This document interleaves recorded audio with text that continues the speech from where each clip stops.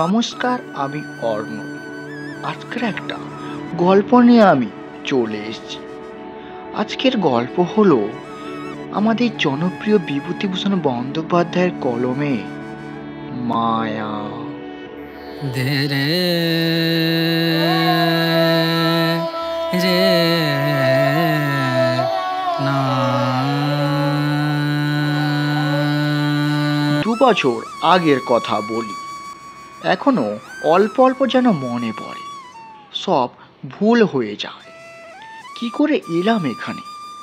বগুড়া থেকে রাস্তা চলে গেল সিঁদুরানির দিকে। চলি সেই রাস্তা ধরে। রাঁধুনি বামুনের চাকরিটুকু ছিল অনেক দিনের, আজ তাও গেল। যাক, তাতে কোনো দুঃখ নেই। দুঃখই অবিচারে চাকরিটা চলে গেল। ঘি চুরি করিনি, কে করেছে তাও আমি ঠিক জানি না, অথচ বাবুদের বিচারে আমিই দোষী সাব্যস্ত হলাম। শান্তিপাড়া, সরষে, বেজেরডাঙ্গা পার হতে বেলা দুপুর ঘুরে গেল। খিদেও বেশ পেয়েছে আমার।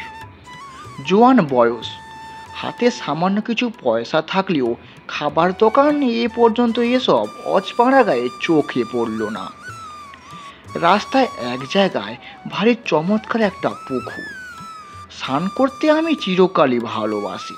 পুকুরের ভাঙা ঘাটে কাপড় নামিয়ে রেখে জলে নামলাম। জলে অনেক পানা ও শ্যাওলা, সেগুলো সরিয়ে পরিষ্কার করে প্রাণ ভরে ডুব দিলাম। বৈশাখের শেষ, গরমও বেশ পড়েছে। স্নান করে সত্যি ভারী তৃপ্তি হলো আমার। শরীর ঠান্ডা হলো বটে, কিন্তু পেট যেন জ্বলেই চলেছে। এ সময় কোনো বনের ফল নেই, চোখে তো পড়ে না যেদিকে চাই। এমন সময় একজন বুড়ো লোক পুকুরটাতে নাইতে আসতে দেখা গেল। আমাকে দেখে বললেন, বাড়ি কোথায়? আমি বললাম, আমি গরিব ব্রাহ্মণ, চাকরি খুঁজে বেড়াচ্ছি। আপাতত বড় খিদে পেয়েছে, খাবো কোথায়? আপনি কিছু সন্ধান দিতে পারেন? বুড়ো লোকটি বলল, নিয়ে নি, সব ঠিক করে দিচ্ছি আমি। স্নান সেরে ওঠে লোকটি আমাকে সঙ্গে নিয়ে গ্রামের মধ্যে জঙ্গলে ঢুকলো। ঘেরা একটি পুরনো বাড়িতে ঢুকলো।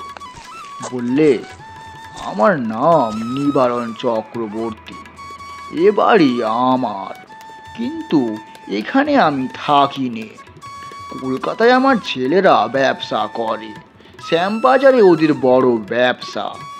এত বড় বাড়ি পড়ে আছে, আর সেখানে মাত্র 3খানা ঘরে আমরা থাকি। কি কষ্ট বলো দেখি। আমি মাসে মাসে একবার করে আসি, বাড়ি দেখাশুনো করি। ছেলেরা ম্যালেরিয়ার ভয়ে আসতে চায় না। মস্ত বড় বাগান আছে আমাদের বাড়ির পেছনে, তাতে সব রকম ফলের গাছও আছে, 12 ভূতে খায়। তুমি এখানে থাকবে? বললাম, থাকতে পারি। কি কাজ করবে? রাঁধুনির কাজ। যে কদিন এখানে আছি সে কদিন এখানে রাঁধো, দুজনেই খাই আমরা। খুব ভালো। আমি রাজি হয়ে যেতে লোকটা যেন হঠাৎ ভারী খুশি হয়ে উঠল। আমার খাওয়ার ব্যবস্থা করে দিলেন তিনি। খাওয়া দাওয়ার পরে আমাকে একটা পুরনো মাদুর আর একটা মোটা তাকিয়া বালিশ দিয়ে বলল, বিশ্রাম করো। পথ হেঁটে ক্লান্ত হয়ে পড়েছিলাম আমি। ঘুমিয়ে যখন উঠলাম, বেলা আর তখন নেই। রাঙা রোদ বড় বড় গাছপালার উঁচু ডালে। এরই মধ্যে বাড়ির পেছনের জঙ্গলে শেয়ালের ডাক শুরু হলো। আমি বাইরে গিয়ে এদিক ওদিক খানিকটা ঘুরে বেড়ালাম। যেদিকেই চাই সেদিকেই পুরনো আম কাঁঠালের বন আর জঙ্গল। কোনো লোকের বাড়ি আমার নজরে পড়ল না। জঙ্গলের মধ্যে এক স্থানে কেবল একটা ভাঙা দেউল দেখতে পেলাম আমি। তার মধ্যে উঁকি মেরে দেখি বুড়ো নিবারণ চক্রবর্তী বসে তামাক খাচ্ছে। আমায় বলল, চা করতে জানো? একটু চা করো, সঙ্গে চিড়ে ভাজো, তেল নুন মেখে কাঁচা লঙ্কা দিয়ে খাওয়া যাবে। সন্ধ্যার পরে বলল, ভাত চড়িয়ে দাও, সরু আতপ আছে, গাওয়া ঘিও আছে, আলু ভাতে ভাত, ব্যাস। জি আজ্ঞে। তোমার জন্য ঝিঙের একটা তরকারি করে নিও, ঝিঙে আছে রান্নাঘরের পেছনে, আলো হাতে নিয়ে তুলে আনো এই বেলা। আর একটা কথা সর্বদা মনে রাখবে, রান্নাঘরে তুমি সর্বদা আলো জ্বেলে রাখবে। তা তো রাখতেই হবে, অন্ধকারে কি আর রান্না করা যায়? হ্যাঁ, তাই বলছি আমি। মস্ত বড় বাড়ি, ওপর নিচে বোধ হয় 14-15খানা ঘর, এছাড়া টানা বারান্দা, 2-4খানা ছাড়া অন্য সব ঘরে তালা দেওয়া। রান্নাঘরের সামনে মস্ত বড় লম্বা রোয়াক, রোয়াকের ওই মুড়োয় 4-5টা নারকেল গাছ আর একটি বাতাবি লেবুর গাছ।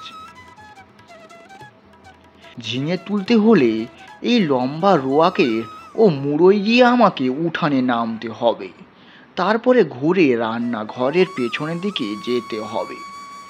তখনও সম্পূর্ণ অন্ধকার হয়নি। আলোর দরকার নেই ভেবে আমি এখন শুধু হাতে ঝিঙে তুলতে গেলাম। বাবা, কি আগাছার জঙ্গল রান্নাঘরের পেছনে! বুনো ঝিঙে গাছ, যাকে এঁটো গাছও বলে, অর্থাৎ এমনি বীজ পড়ে যে গাছ হয় তাই। অনেক ঝিঙে ফলেছে দেখে বেছে বেছে কচি ঝিঙে তুলতে লাগলাম। হঠাৎ আমার চোখে পড়ল একটা বউর মতো কে মেয়ে ছেলে আমার সামনাসামনি হাত 10 দূরে ঝোপের মধ্যে নিচু হয়ে আধ ঘোমটা দিয়ে আমার মতোই ঝিঙে তুলছে। দুবার আমি চেয়ে চেয়ে দেখলাম, তারপর পিছনে ফিরে 7-8টা কচি ঝিঙে তুলে আসবার সময় আর একবার চেয়ে দেখলাম, দেখি বউটি তখনও ঝিঙে তুলে চলেছে। নিবারণ চক্রবর্তী বললে, ঝিঙে পেলে? আগে হ্যাঁ, অনেক ঝিঙে হয়ে আছে। আর একজন কে যেন তুলছিল। নিবারণ বিস্ময় সুরে বলল, কোথায়?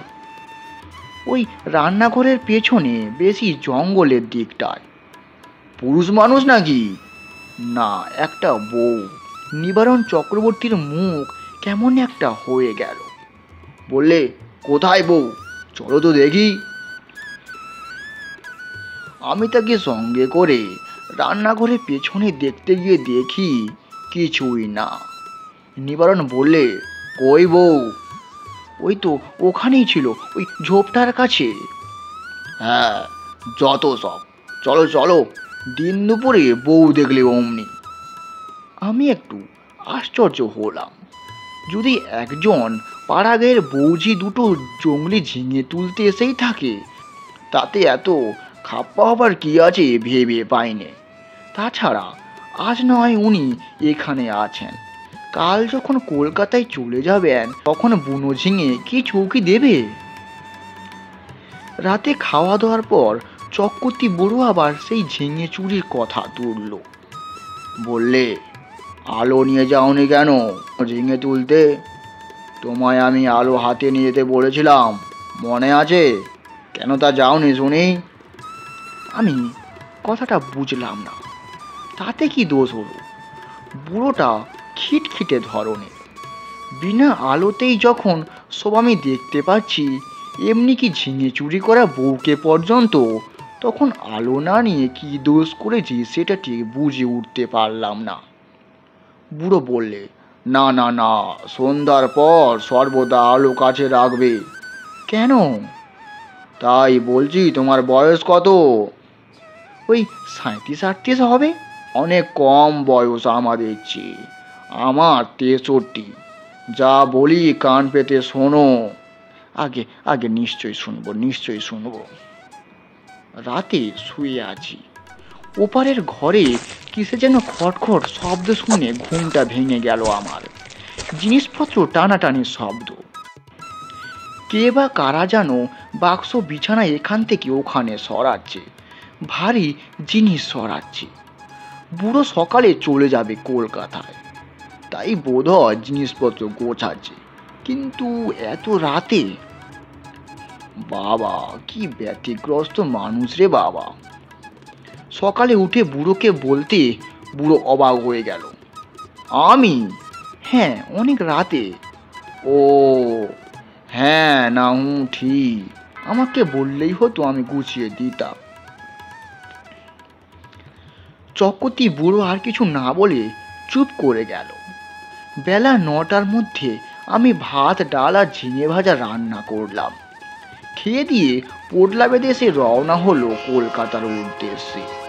যাবার সময় বারবার বলে গেল, নিজের ঘরের লোকের মতো থেকো ঠাকুর।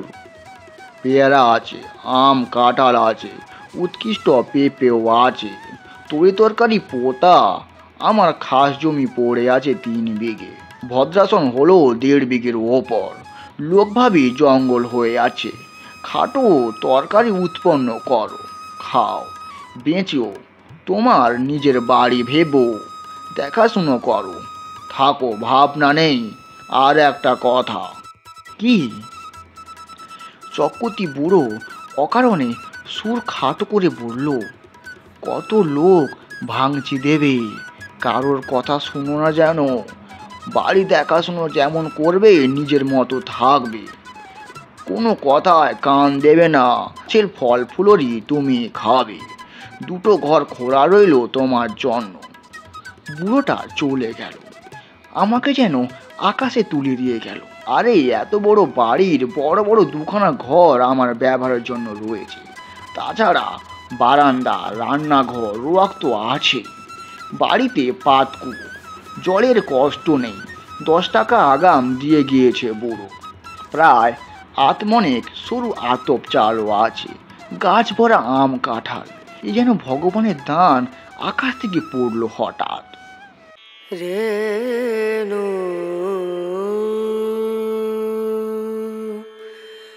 রেনা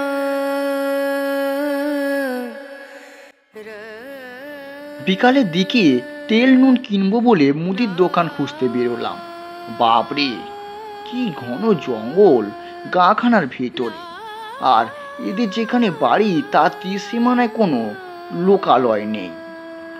জঙ্গল ভেঙে সুরি পথ ধরে 8 মাইল যাবার পর একজন লোকের সঙ্গে দেখা হলো। সেও তেল কিনতে যাচ্ছে। আমায় দেখে বলল, কি গো, তোমার বাড়ি কোথায়? এখানে আছি, ওই নিবারণ চক্রবর্তীর বাড়ি। নিবারণ চক্রবর্তী? কেন? দেখাশুনো করি, ওই কাল এসছি। ও বাড়িতে তুমি থাকতে পারবে না। কেন? এই বলে দিলুম। দেখে নিও, কত লোক ও বাড়িতে এলো গেল। ওরা নিজেরাই থাকতে পারে না তো অন্য লোক থুর ছাই। ওর বাড়ির ছেলে বউরা এ বাড়িতে আসে না। কেন গো, কেন? তা ঠিক জানি না বাবু, ও বড় ভয়ানক বাড়ি। তুমি বিদেশি লোক, খুব সাবধানে থেকো কিন্তু। আর কিছু না বলে লোকটা চলে গেল। আমি দোকান খুঁজে জিনিস কিনে বাড়ি ফিরলাম। তখন বিকাল গড়িয়ে সন্ধ্যা নেমেছে। দূর থেকে জঙ্গলের মধ্যেকার পুরনো উঁচু দোতলা বাড়িখানা দেখে আমার বুকের ভেতরটা ছ্যাঁত করে উঠল। সত্যি, বাড়িখানার চেহারা কিরকম যেন একটা। ও যেন একটা জীবন্ত জীব, আমার মতো ক্ষুদ্র লোককে যেন গিলে ফেলবার জন্য হাত বাড়িয়ে এগিয়ে আসছে। ওর চেহারাও কেমন একটা। কিছু না, লোকটা আমার মন খারাপ করার জন্য দায়ী। আমি যখন তেল নুন কিনতে যাই তখন আমার মনে দিব্যি ফুর্তি ছিল। হঠাৎ এমন হবার কারণ হচ্ছে ওই লোকটার ভয় দেখানোর কথাবার্তা। গায়ে পড়ে এত হিত করবার দরকার কী ছিল বাপু তোমার? কর্তৃপুরো তো বলেই দিয়েছে, কত লোক কত কথা বলবে, কারো কথায় কান দিও না তুমি। কিছু না, গাছপালার ফল ফুলুরই গাঁয়ের লোকে চুরি করে খায় কিনা। বাড়িতে একজন পাহারাদার বসলে লুটপাট করে খাওয়া দাওয়ার ব্যাঘাত হয়, সেই জন্যই ভয় দেখানো। যেমন ওই বউটি কাল সন্ধ্যাবেলা ঝিঙে চুরি করছিল। অনেক দিন এমন আরামে থাকেনি। বিনা খাটুনিতে পয়সা রোজগারে এমন সুযোগ জীবনে কখনো ঘটেনি। নিজের জন্য শুধু দুটো রান্না, মিটে গেল কাজ। রেণু রনা রে।